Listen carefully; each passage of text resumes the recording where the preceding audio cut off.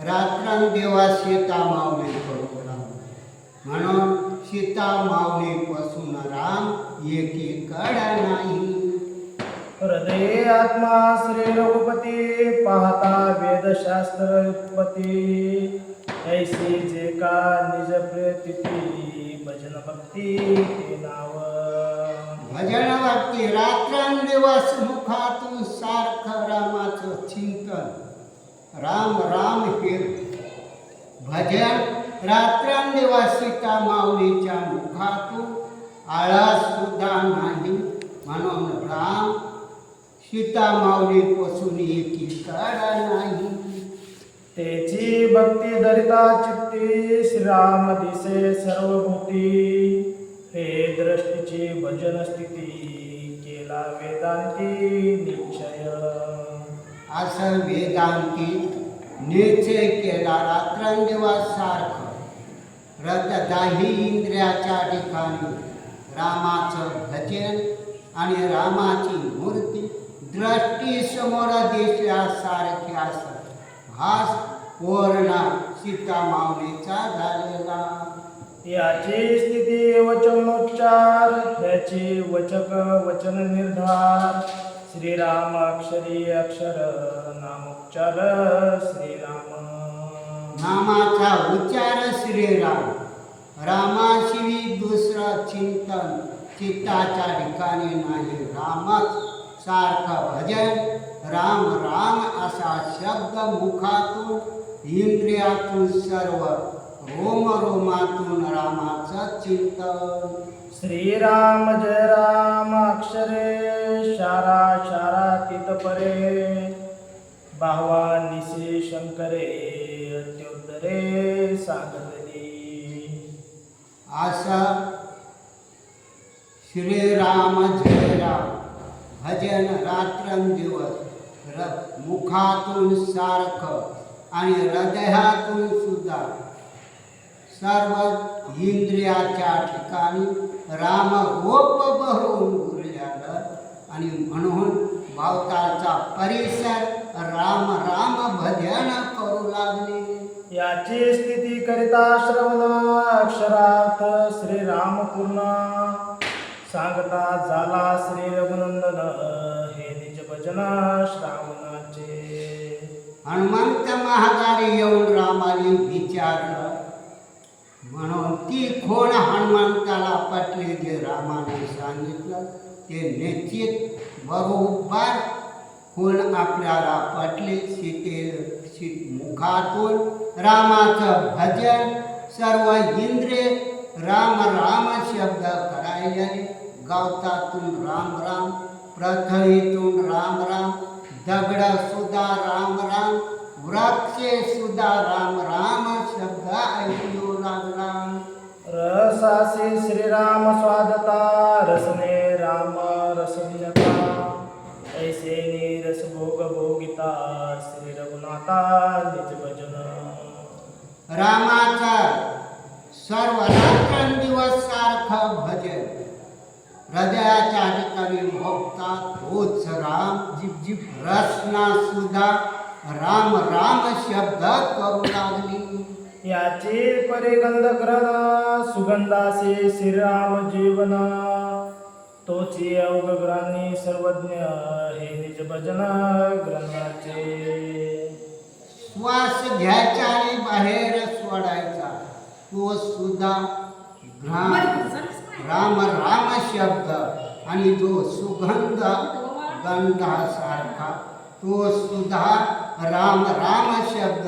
रिकामा ठाव कुठंच राहिलेला नाही. त्वचेचे करिता स्पर्शन, त्वचेची त्वचा रघुनंदन. स्पर्शा सबाय श्रीराम पूर्ण, हे निज भजन त्वचेचे. त्वचा सुद्धा शरीरावरले राम गोप होऊन गेली. त्वचेतून सुद्धा राम राम शब्द. रिकामा ठाव कुठाचा आढळून हनुमंताला येईना. श्रीराम मनाचे निज मन, श्रीराम चिंताचे चैतन्य घन. श्रीराम बुद्धीचे समाधान, विवेके सज्ञान श्रीराम.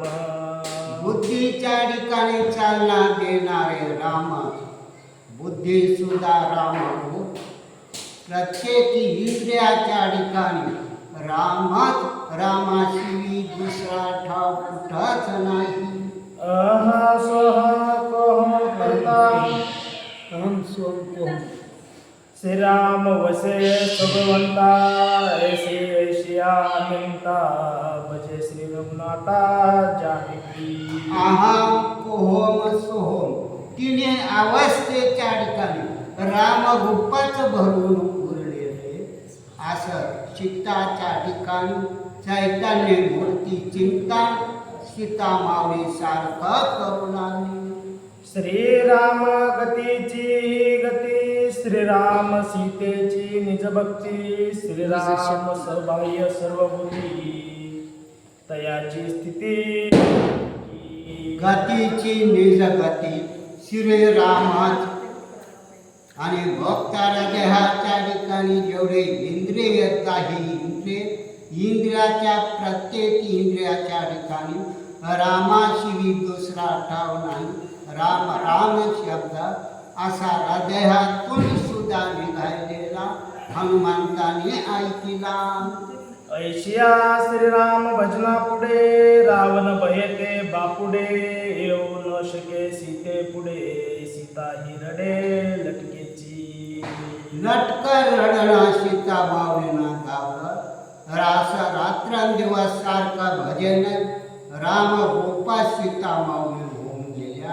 म्हणून रावणाची काहीच भीती नाही आणि रावण भयभीत होतो म्हणून सीते समोर येईना.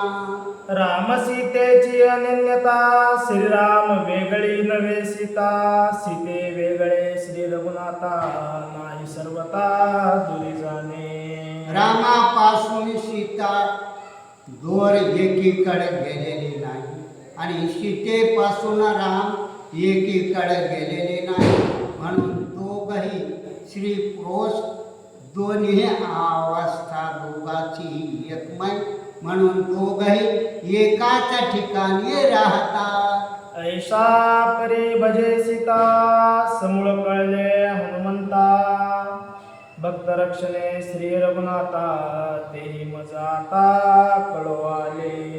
अशा हनुमंताने आपल्या स्वतः गुप्तरूपी दृष्टीनं पाहिल्या बरोबर जे रामानं सांगितलं पूर्ण ओळख खून पोचली. म्हणून आता भक्ताला कसं भेटावं म्हणून आता ह्या चौकोन स्वराक्षण करू लागलेले आहे. निद्रिस्त झाल्यावर आपण सीता माऊलीची भेट द्यावी. मंदोदरी मानुनी सीता, हे का रतले लंका नाता, कोपे करिता दोईच्या गाता, रामे अर्था चुकविले. मंडोदरीच्या महालात गेल्यावर मंडोदरी मांचिकावर झोपलेली होती. रावण येऊन पहुडल्या बरोबर दोघाचाही घात करायला मी तयार झालो. क्रोध आलेला होता तो अनार्थ रामानेच मला हृदयाच्या ठिकाणी कृपा केली, अनार्थ चुकविला. मी तव अंतरून मत, समळ विचार न करीत, दोघाचा करीत होतो घात, रामे अनर्थ चुकविला. ही मरकट वनात रानात पाला खाणार झाडाचा आणि रामाने माझ्यावर कृपा केली. हृदयाच्या ठिकाणी बुद्धीला चालना दिली. म्हणून दोघाचा घात रामाने चुकविला. नसताना घात करीत होते. मंदोदरीची सीता, कैसे मानले हनुमंता, मंदोदरी विष्णू संभुता, समूळ कथा उदारा. मंदोदरीची ही सीता म्हणून हनुमंता बोलू लागले. म्हणून मंदोदरीचा पूर्ण ही विष्णू संभोता आपल्या अंगाची मळी काढून आणि तीच मंदोदरी विष्णूना तयार केलेली तिचं पूर्ण समूळ व्रता नाथ महाराज सांगू लागले. रावणाची माता कैकेसी पंचधान्याचे पिष्टासी पंचवन्न बावनी त्यासी करी पूजेसी शिवलिंगी. रावणाची माता कैकसी आणि ती 5 धान्ये एकत्र करून त्याचं पिंड तयार महादेवाची करायची 5 धान्याची आणि महादेवाची पूजा यथा सांग कैकसी करू लागली. पंचधान्य ते पंचवदन ऐसे बावना बाहुन पूजा करी अनुदित सावधान ककसी. सावध होऊन कैकसी एकच चित्तानं पंचमुखे परमेश्वर महादेव मानून महादेवाची यथासांग पूजा करायची. स्मरण महादेवाचं ध्यान करायचं. पंचधान्याचा पंचवन पूजिता अक्षय दशवन्न अक्षय होती माझे पुत्र हे सूत्र पूजेचे. रावणाला कुंभकर्णाला विभीषणाला अक्षय प्राप्ती मृत्यू कुणापासून येऊने आपी यश येऊने यश प्राप्ती यावी म्हणून जय प्राप्त व्हावा असा विचार कैकसीनं केला आणि 5 पंचमुखी महादेवाची पूजा करू लागली. कुंडली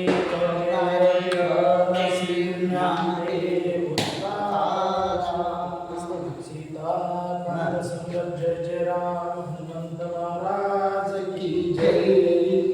22 कशात महाराज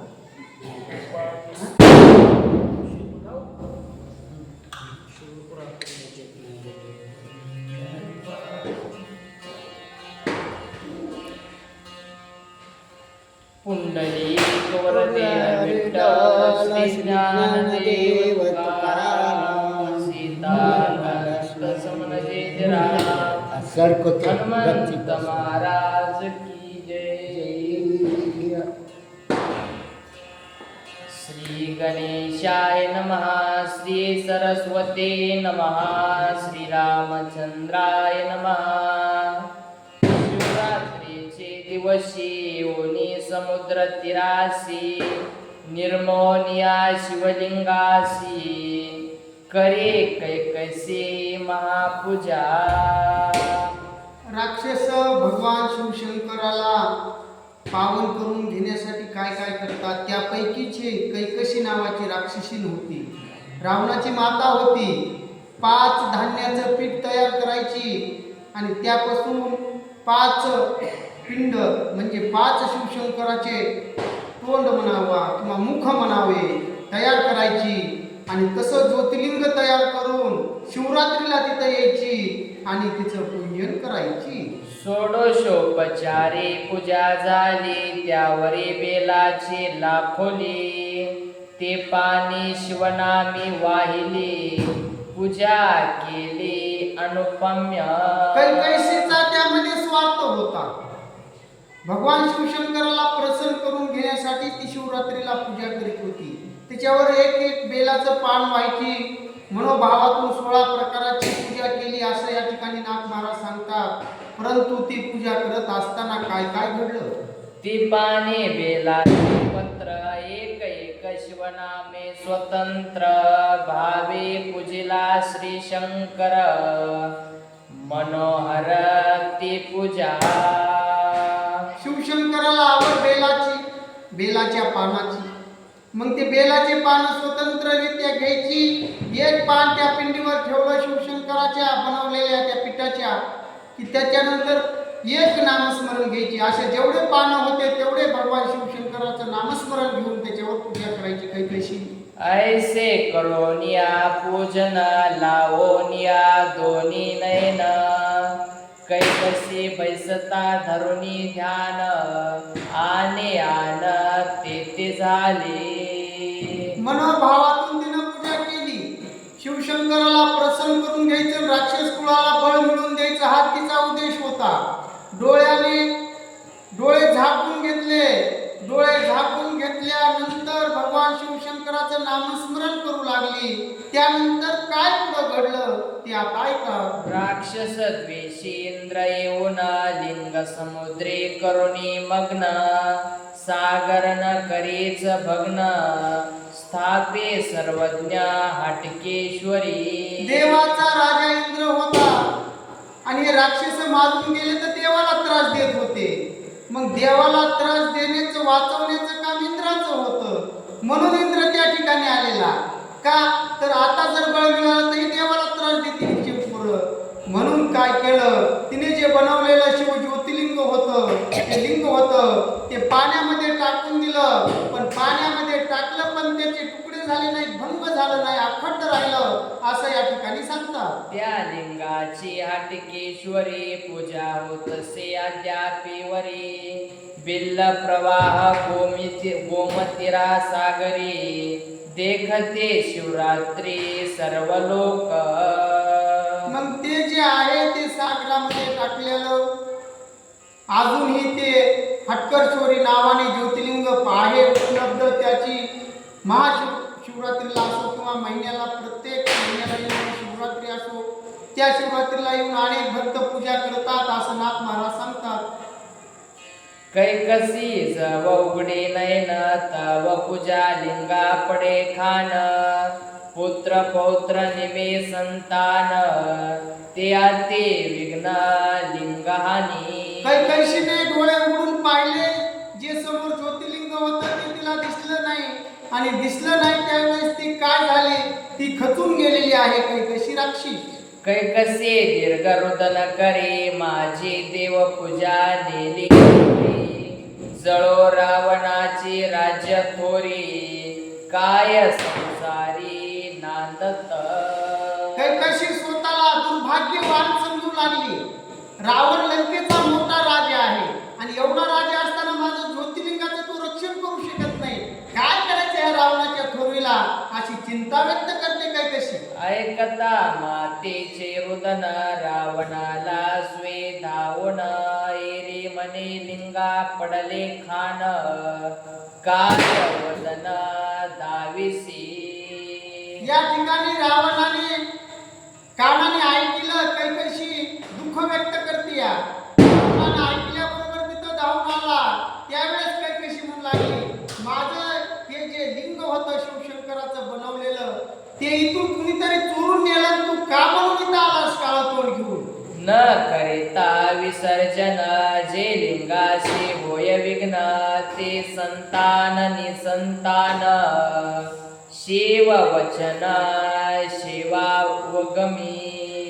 या ठिकाणी सांगू लागली, मी आता हे लिंग बनवलं होतं, ह्याची पूजा सोडोपचार केली आणि त्याचं विसर्जन पाण्यामध्ये करायचं होतं. त्याच्या अगोदरच हे चोरीला गेलं. म्हणून ज्याने ही पूजा विधी आरंभ केला आहे त्याला तर दुःख भोगावंच लागतं, पण त्याच्या पुत्राला सुद्धा अधोगतीला जावं लागतं असं कैकशी रावणाला बोलते.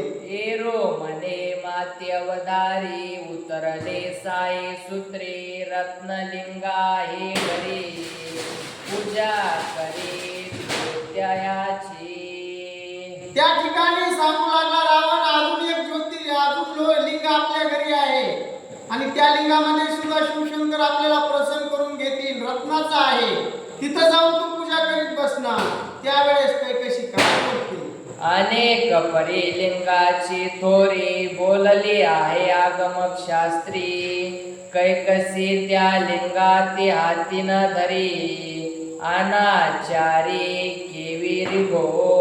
या ठिकाणी कैकशी सांगू लागली, मी ज्या लिंगाचं मनोभावातून पूजन करणार होते तेच माझ्या पुढे नाहीये. चोरून मला दुसऱ्या लिंगाची अजिबात गरज नाही.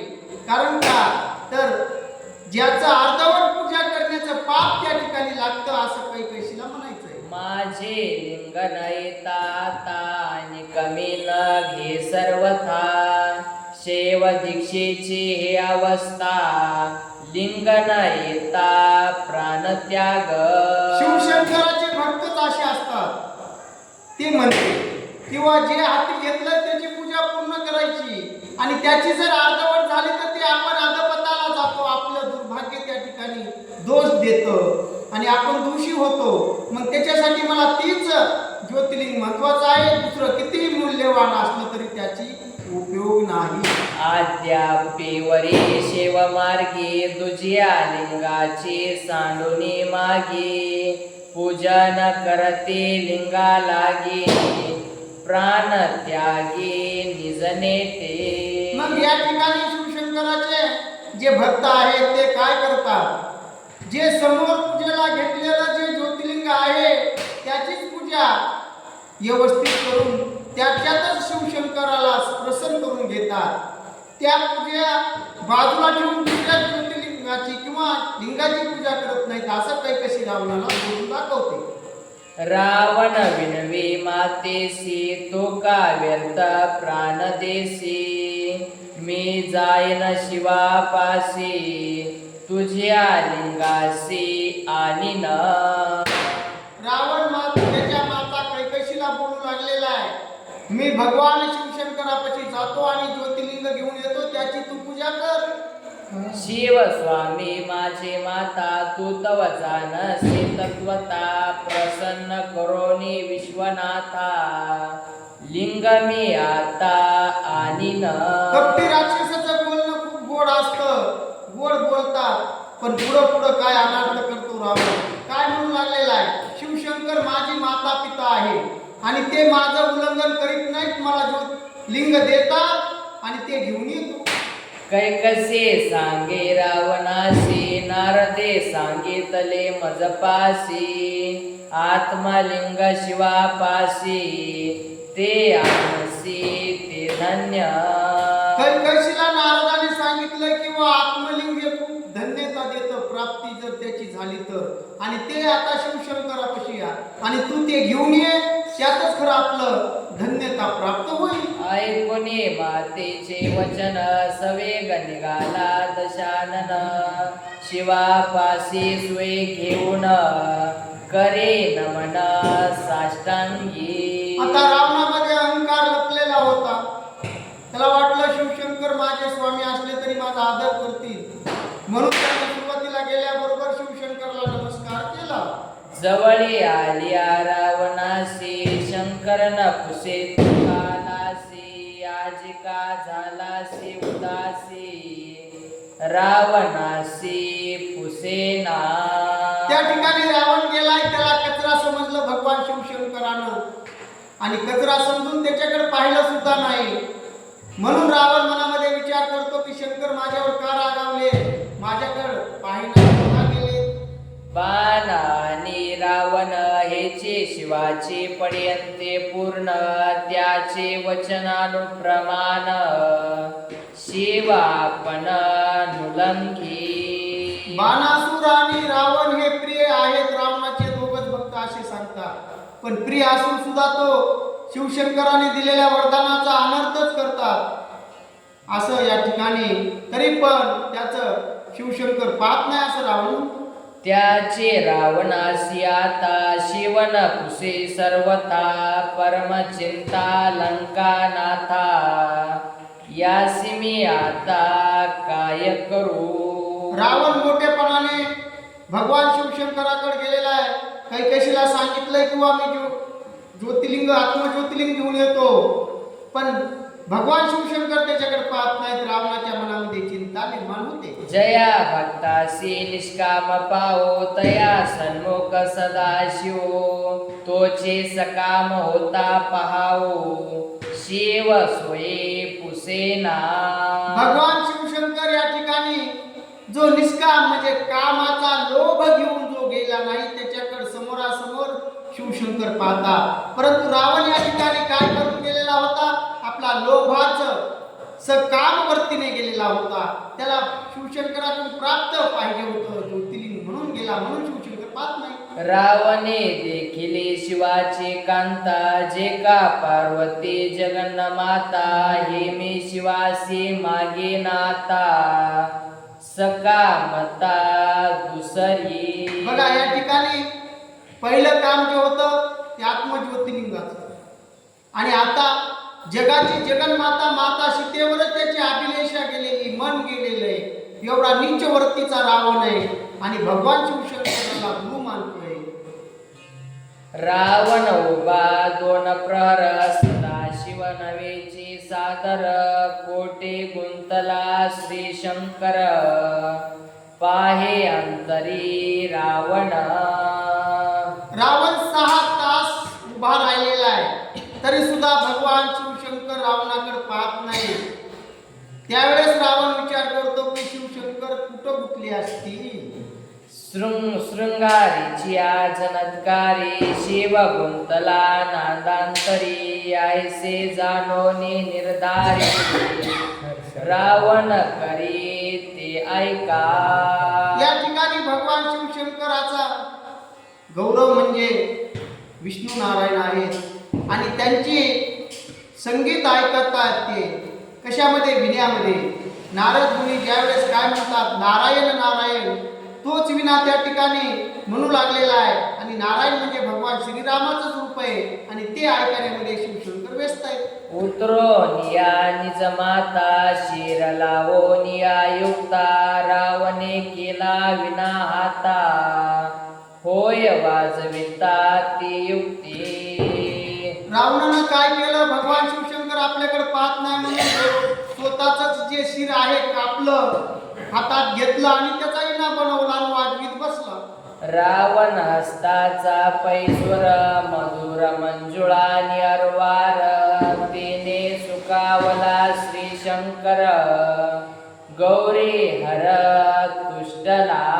रावणाला तर बोलायला मुख राहिलेलं नव्हतं, कारण का तर त्याचा शिर कापून इना बनवला होता आणि हातानं जे वाजू लागला त्याच्यामधून नाद मात्र शिवशंकराचा निर्माण होऊ लागला.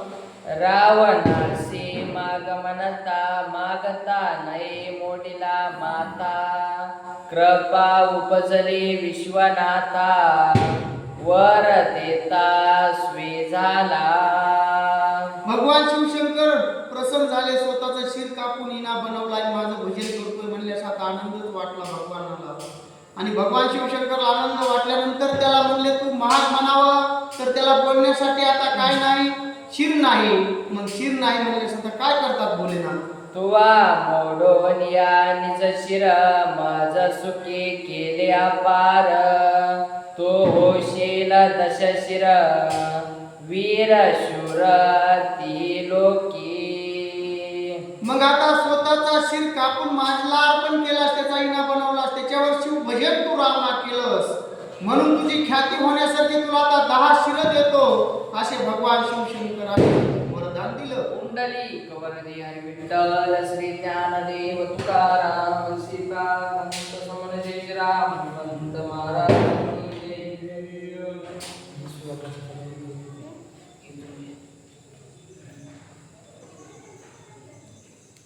शिरा काढोनी हातीच्या सत्वर तंतू लाविले साचार एकेकांचे दहा दहा कर बुजाबार शांती पे. मग रावणाने काय केलं होतं? हाताच्या ज्या शिरा होत्या त्याचे तंतू बनवले होते त्या विण्याला, आणि ते शिराचे तंतू बनवून ते शिवभजन करू लागला त्या ठिकाणी. आणि ते शिवभजन करत असताना मग त्यावर भगवान भोलेनाथ प्रसन्न होतात आणि काय वर देतात?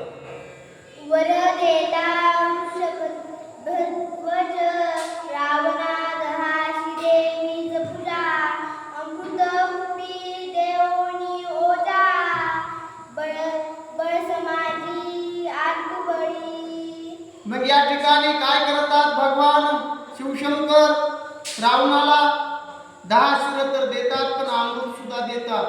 आणि ते अमृत तू घे, आता अमृत घेतल्यानंतर तू कसा होशील? अमर होशील, असं वरदान सुद्धा देतो.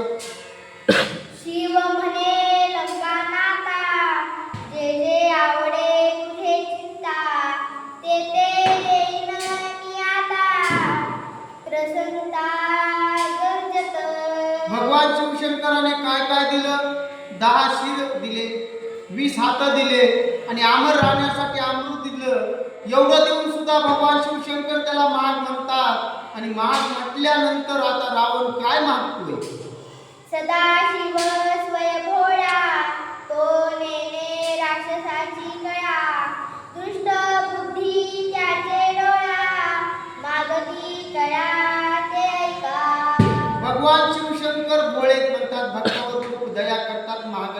त्याला देतात. भस्मासुराने सुद्धा असंच वरदान मागितलं आणि त्यांना वाचवण्यासाठी विष्णू नारायणाला मोहिनी रूप घेऊन खाली बघ खाली. त्या भस्मासुराला मारावं लागलं. तसाच आता रावण सुद्धा भस्मासुरासारखंच वरदान मागतोय. हे भगवान शिवशंकराला माहित नव्हतं. लावण्याची राशी पार्वती लावण्याची राशी ते मज द्यावी निज भोगासी आत्मलिंग निज पुसेची कैकसीसी ते द्यावे. मगाशा ओवीमध्ये भगवान शिवशंकर कैकशी पशी म्हणू लागला की भगवान शिवशंकरच माझे माता आहेत, पिता आहेत आणि तीच आता माता असणारी जगन्माता सीता मातेला म्हणतोय ती मला रती होण्यासाठी भोगासाठी सीता माता द्या आणि माझी माता जी आहे कैकशी राक्षसी तिच्यासाठी तुमचं आत्मलिंग द्या अशी मागणी रावणाने केली. रावण मागणे ऐकता गेली उद्रावला सता सुत मातेसी रती मागता परम शोभता शिवाशी. या ठिकाणी भगवान शिवशंकराने रावणाचं बोलणं कानाने ऐकल्याबरोबर त्यांच्या अंतःकरणामध्ये जे चित्त होतं ते उदास झालं आणि उदास झाल्यानंतर मग काय झालं, ज्याप्रमाणे एखादं जन्माला दिलेलं बाळच मातेसोबत रती मागतं, भोग मागतं, तेच हे रावणानं केलं. एवढी वाईट बोलणं रावणाचं ऐकून भगवान शिवशंकर चिंताग्रस्त झाले. परम क्षोभ शिवाचे चिंता यासी वरदान न देता असत्याता माझी माता नेदी म्हणता म्हणवेना. भगवान शिवशंकराला मनापासून हे वरदान द्यायला नको वाटतंय, परंतु काय म्हणतात ते, मी जे बोललो ते मला द्यावं लागतं, नाही बोललेलं